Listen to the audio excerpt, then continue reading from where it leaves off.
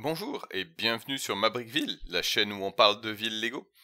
Aujourd'hui, je te propose un troisième petit tour de ville où on va passer en revue tous les différents projets, toutes les choses qui ont avancé au cours des dernières semaines dans Mabrickville.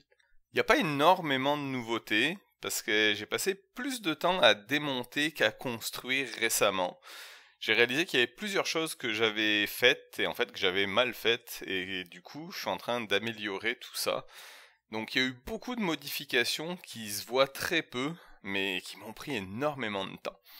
En tout cas, on saute tout de suite dans ce petit tour de ville, et je te réserve une petite surprise à la fin. C'est sûrement un des plus gros projets sur lequel j'ai travaillé depuis plusieurs mois, et que je suis vraiment fier de te présenter. Il n'est pas encore complètement terminé, mais il est fonctionnel, et je suis sûr que ça va t'intéresser. La première erreur que j'ai commise a été de garder une courbe R40 dans la montée. Les trains avaient quand même plus de difficultés à monter. Du coup, j'ai décidé de changer tout ça, toute cette courbe, pour des rails R56. Ça paraît pas trop comme ça, mais il a fallu démonter puis remonter l'intégralité du ballast sur toutes ces plaques de la courbe. Ça a été des heures de plaisir à s'arracher le bout des doigts pour enlever puis remettre toute cette huile. Mais le jeu en valait la chandelle, les trains montent vraiment plus facilement, donc je regrette vraiment pas. Donc, conseil à toi, si tu veux faire des rails qui montent et qui tournent, utilise des rails R56 ou même un encore plus grand rayon si tu as la place, mais surtout pas des R40.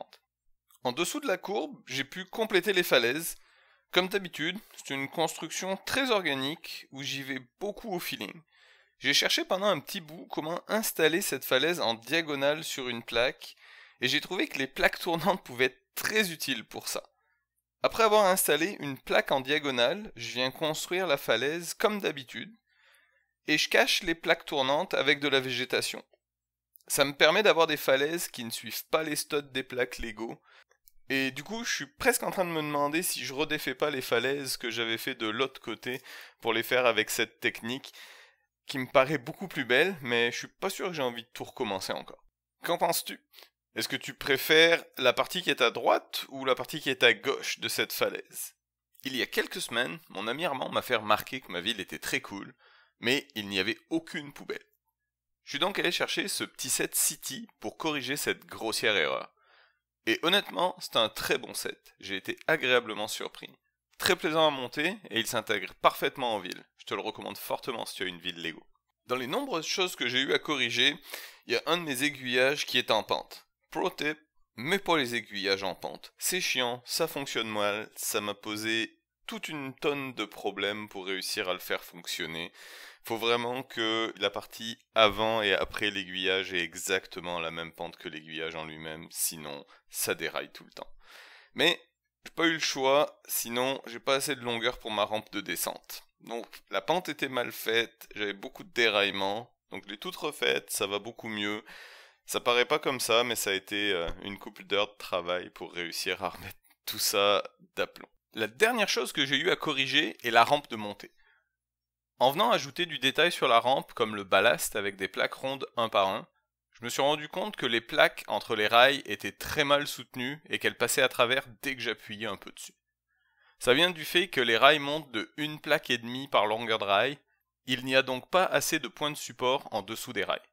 J'ai donc décidé de faire une très grosse exception à mon but d'avoir une ville entièrement en briques Lego. La rampe de montée va être faite avec un gros bloc de polystyrène.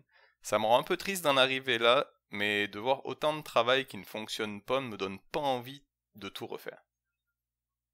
Ça va être plus simple, plus stable, et au final, à part moi, personne ne le saura. Bon ok, ça restera un secret entre toi et moi, je te fais confiance. Pour l'instant, j'ai une grosse tranchée à la place de la rampe, il ne reste plus qu'à couper le polystyrène au fil chauffant et à remettre les rails en place.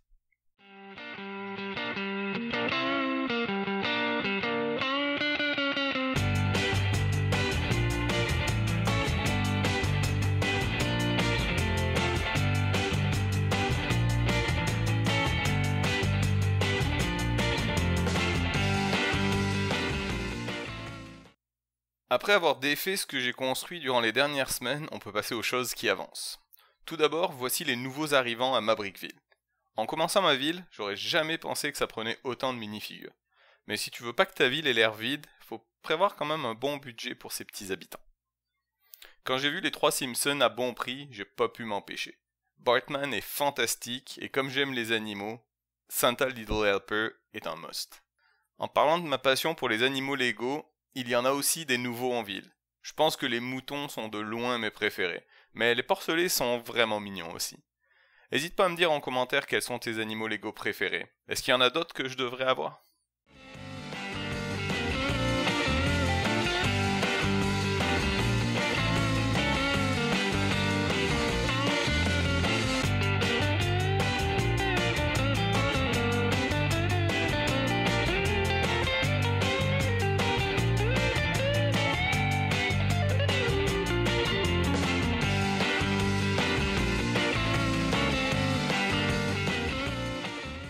Et maintenant, le suspense a assez duré, voici venu le temps de présenter mon projet secret, avoir des feux tricolores fonctionnels. C'est pas encore fini, il reste un peu de soudure à faire et à compléter la deuxième lumière, mais la séquence fonctionne avec des feux pour les voitures et les feux piétons. Le poteau est bien garni avec pas moins de 20 fils électriques qui en sortent. Le tout est contrôlé par un Arduino. Dès que le tout est terminé, je te prépare un petit vidéo pour t'expliquer comment tout ça fonctionne.